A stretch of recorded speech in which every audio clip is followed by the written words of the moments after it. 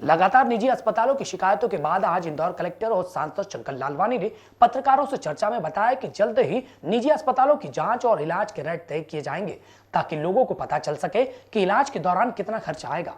अस्पताल के मनमानी पर कलेक्टर मनीष सिंह बोले कि प्रशासन और आईएमए निजी अस्पताल संचालकों के संपर्क में है।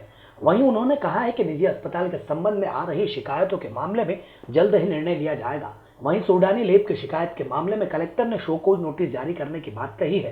सोडानी लैब टेस्टिंग किट और टेस्टिंग इक्विपमेंट को फिर से सर्टिफाइड करने के आदेश भी दिए जा सकते हैं। इधर अग्रवाल पब्लिक स्कूल की शिकायत के मामले में कलेक्टर ने कहा है कि पालकों को बुलाया गया है। वहीं उन्होंने स्कूली फीस को लेकर कहा कि ट्यूशन फीस को लेकर जो भी इश्यूज है वो मामले न्यायालय में है, इसलिए इस मामले में प्रशासन कुछ ज्यादा लिखापढ़ी नहीं कर सकता है। जो कोर्ट का निर्णय होगा उस हिसाब से हम कार्रवाई करेंगे। अभी चर्चा चल रही है, उसमें आईएमए के डॉक्टर्स से कल भी चर्चा हुई है हम लोगों की, कुछ अस्पताल संचालकों से भी चर्चा चल रही है और वो तो सब पूरा चर्चा का निर्णय होगा तभी हम बतला पाएंगे आपको। उसको थोड़ा उसमें बहुत सारे विषयों पे, बहुत सारे पहलुओं पे उसमें देखना पड़ेगा उसमें, और देख करके और चर्चा करके, क्योंकि सहमति से ही हो सकता है रेट कम। तो निजी अस्पतालों का सहयोग भी इस समय ज़रूरी है शहर के लिए, पर यह है कि ये भी ज़रूरी है, इंश्योर करेंगे हम लोग कि जो अनावश्यक जो ये चार्जेस कुछ हेड्स में लग रहे हैं ये ना लगें। कल का जो ऑर्डर किया था उससे चूँकि अर्ली डिस्चार्ज होगा लोगों का, और दवाइयों को लेकर के, अर्ली डिस्चार्ज को लेकर के और टेस्टिंग को लेकर के, इससे कुछ रिलीफ मिलेगी लोगों को अस्पताल में जो एडमिट है।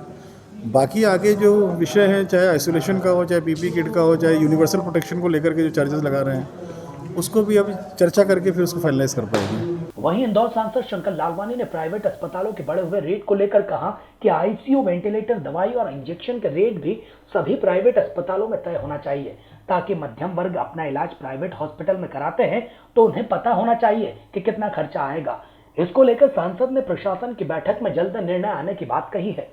हॉस्पिटल का जब लोकार्पण समारोह था, मैंने ये मंच पे बात उठाई थी कि इंदौर में हॉस्पिटलों को लेकर कुछ शिकायत आ रही है, और ख़ास करके ज़्यादा बिल को लेकर और दूसरी चीज़ों को लेकर, और वो मंच पे बात कही थी। और माननीय मुख्यमंत्री जी ने मंच से ही निर्देश दिए थे कि इस और गाइडलाइन बनाई जाए।